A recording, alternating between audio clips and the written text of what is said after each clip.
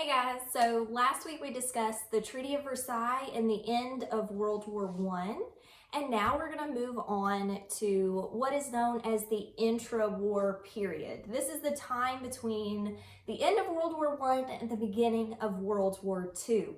The major event during this time was the Great Depression.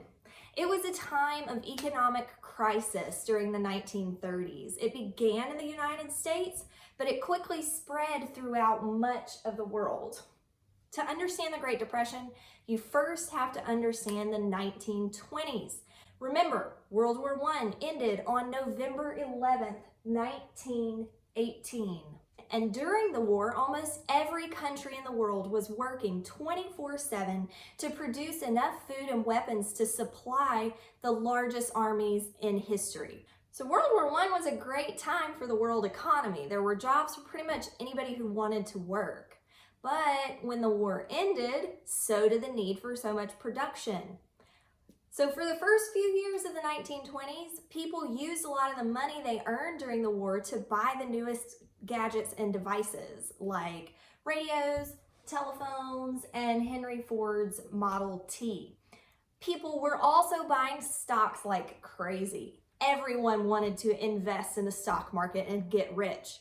But companies weren't actually producing that much or making that much money, and people started to lose their jobs. When people stopped earning, they stopped spending. The consumer economy ground to a halt. That means that people stopped buying things. And when people stop buying things, companies aren't worth as much. So their stocks aren't worth as much either, which makes people want to sell their shares in those stocks. It's a pretty vicious cycle. Stock prices began to decline in September and early October 1929, and by October 18, the fall began.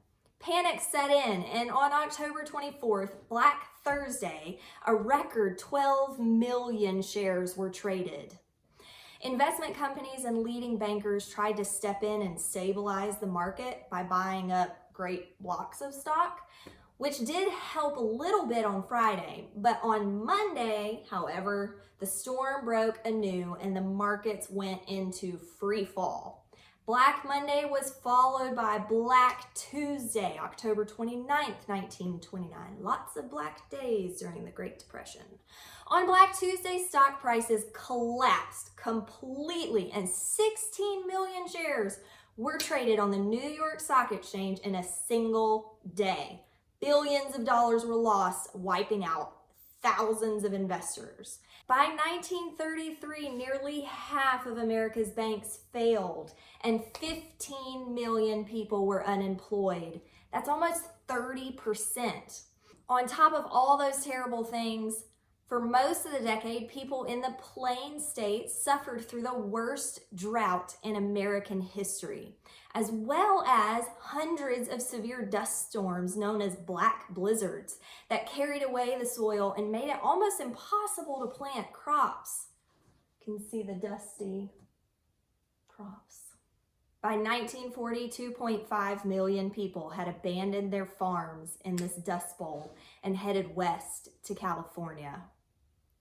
You can see here, this is the Plain States, and this is what the area that had the worst of it. But almost all of this area was not farmable at that point, and so they had to abandon their farms to go look for work on the West Coast.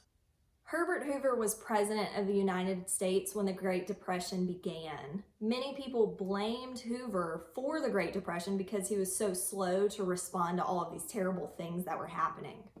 Even though he believed, and in his own words, he said they were crazy and dangerous, the behavior of Wall Street speculators had contributed in a significant way to the crisis, he also believed that solving those problems wasn't the federal government or the president's job.